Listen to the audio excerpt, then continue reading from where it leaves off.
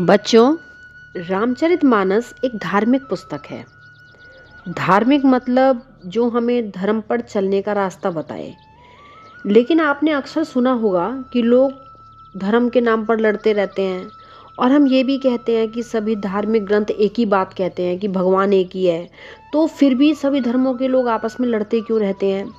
इस बात को समझने के लिए बच्चों आज हम ये समझेंगे कि धर्म कहते किसे हैं और क्या ये जो धर्म होता है वो केवल इंसानों का ही होता है या प्रकृति के दूसरे जीवों, पशुओं, सूर्य, चंद्रमा वगैरह का भी कोई धर्म होता है, और क्या हमें जीवन में धर्म के आधार पर चलना चाहिए या नहीं।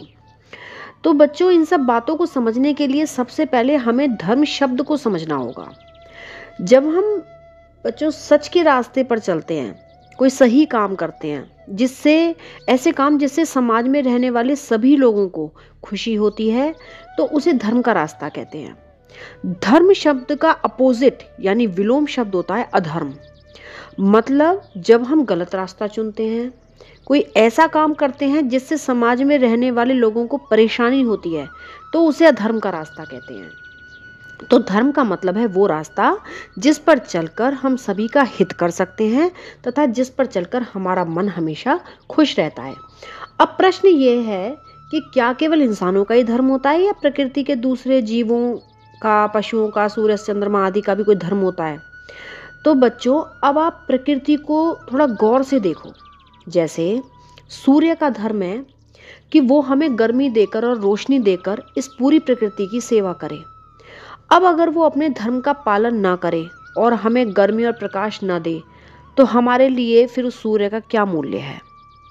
इसी तरह से बादल का धर्म है कि वो बारिश करे और सभी जीव जंतुओं की प्यास बुझाकर उनकी सेवा करे। अब अगर बादल अपने धर्म का पालन ना करे तो हमारे लिए उसकी क्या वैल्यू है। ऐसे ही धरती माँ का धर्म है कि वो हमारा भार सहन करे और हमें अन्न जल आदि देकर हमें जीवन दे। अब अगर धरती माँ अपना कर्तव्य न निभाए तो उनका फिर हमारे लिए क्या महत्व है। तो इसी तरह से इस पूरी प्रकृति में रहने वाले सभी जीवों का, पेड़ पौधों का, नदियों का, मतलब जितने भी प्रकृति में तत्व है, सभी का अपना अपना सेवा का धर्म है, जिसे सभी पूरी मर्यादा के साथ और पूरे अनुशासन के साथ और बिना किसी स्वार्थ के निभाते हैं। अब क्योंकि इंसान भी इसी प्रकृति के 5 तत्वों धरती, आकाश, अग्नि, हवा और पानी से मिलकर बना है, तो उसका भी यही धर्म है कि वह पूरे अनुशासन के साथ और अपनी मर्यादा का ध्यान रखते हुए निस्वार्थ भाव से इस पूरी प्रकृति की सेवा करे। तभी उसका मनुष्य जन्म सफल होगा, नहीं तो उसके मनुष्य जीवन की कोई सार्थकता नहीं होगी। बिना अपने धर्म का पालन किए उसका यह मनुष्य जीवन यूं ही बेकार हो जाएगा। अब प्रश्न ये है कि किस प्रकार की सेवा करना मनुष्य का धर्म है। अब आप ये देखो कि जो एक माँ होती है, पूरे दिन में अपने बच्चे के शरीर की वो किस किस तरीके से सेवा करती है। जैसे सबसे पहले जब बच्चा सुबह उठता है तो माँ उसे गुनगुना पानी पिलाकर शौच कराती है, उसको सूसू पट्टी कराती है, फिर उसको दातुन कराती है, फिर उसे नहलाती है। मतलब वो उसे अंदर और बाहर से साफ सुथरा करती है, उसे पवित्र करती है। उसके बाद वह उसे खाना खिलाकर उसका पेट भरती है। फिर जब उसे स्कूल छोड़कर आती है तो उसे ट्रैफिक से, पशुओं से उसकी रक्षा करते हुए उसे छोड़कर आती है। फिर शाम को उसे पढ़ाती है और उसे अच्छी अच्छी बातें बताकर उसके अंदर सुंदर सुंदर संस्कार डालने की भी कोशिश करती है। तो इस तरह से एक माँ अपने बच्चे की इन चारों प्रकार से सेवा करती है। अब अगर एक माँ इन चारों कार्यों में से कोई एक काम ठीक से नहीं करती है, मतलब या तो वो बच्चों को ठीक से साफ नहीं करती है, या उसका पेट नहीं भरती है, या उसकी रक्षा नहीं करती है, या उसे शिक्षा नहीं देती है, तो मतलब वह अपने धर्म का पालन नहीं कर रही है। क्योंकि एक छोटे बच्चे की ये सब जरूरतें पूरी करने की जिम्मेदारी उसकी माँ की होती है। अब इन चारों प्रकार की सेवाओं के क्या नाम है, इन्हें हम समझेंगे। तो जब एक माँ अपने बच्चे को ज्ञान दे रही होती है, तब वह अपने ब्राह्मण धर्म का पालन कर रही होती है।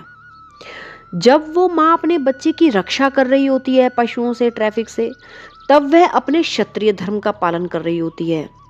जब वह उसका पेट भर रही होती है, तब वह अपने वैश्य धर्म का पालन कर रही होती है।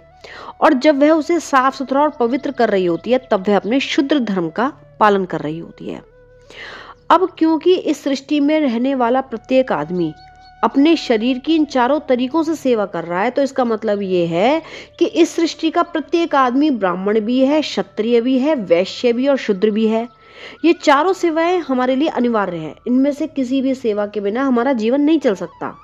ये चारों सेवाएं ही मनुष्य जीवन का धर्म होती है। जब अर्जुन कुरुक्षेत्र के युद्ध में मुंह से ग्रस्त हो जाते हैं और युद्ध करने से मना कर देते हैं, तब भगवान श्री कृष्ण अर्जुन से ये नहीं कहते कि अर्जुन उठ, अपने हिंदू धर्म का पालन कर या मुसलमान या ईसाई धर्म का पालन कर। वो कहते हैं कि अर्जुन उठ और अपने क्षत्रिय धर्म का पालन कर, क्योंकि उस समय अर्जुन को क्षत्रिय धर्म का पालन करके अपने राज्य और अपनी प्रजा को अधर्म से उसकी रक्षा करनी थी। तो बच्चों, ब्राह्मण, क्षत्रिय, वैश्य और शूद्र ये मनुष्य जीवन के लिए अनिवार्य रूप से की जाने वाली 4 सेवाएं हैं।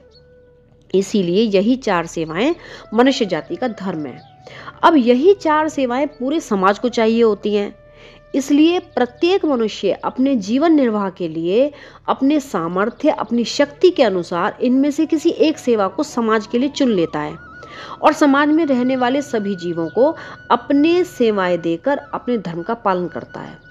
अब क्योंकि इनमें से किसी भी सेवा के बिना हम नहीं रह सकते, इसलिए इनमें से किसी के छोटे या बड़े होने का तो प्रश्न ही नहीं उठता। तो बच्चों, धर्म का मतलब होता है सच्चाई का रास्ता, संयम का रास्ता, मतलब एक ऐसा रास्ता जिस पर चलकर हम अपने जीवन को तो सुंदर बनाते ही हैं, साथ ही हम अपने परिवार, अपने समाज, अपने राष्ट्र को भी मजबूत बनाते हैं। तो धर्म के रास्ते पर चलने के लिए हमें सबसे पहले अधर्म के रास्ते को छोड़ना सीखना होगा और सुंदर और अच्छे विचारों को अपने मन में जगह देनी होगी। तो बच्चों, जब हम बहुत अच्छे अच्छे काम करते हैं तब जाकर हमें पता है ये मनुष्य जीवन मिलता है।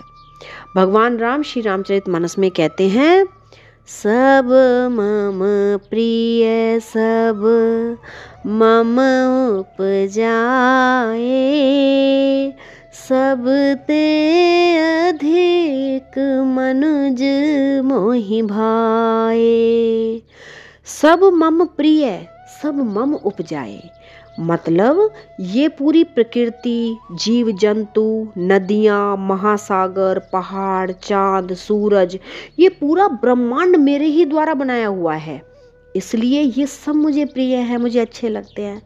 लेकिन सबते अधिक मनुज मोहि भाई, फिर भी मुझे मनुष्य सबसे ज़्यादा प्रिय हैं। अब भगवान को मनुष्य सबसे ज़्यादा प्यारे क्यों हैं बच्चों, ये जानेंगे हम अगली कक्षा में। तब तक जय हिंद, जय भारत।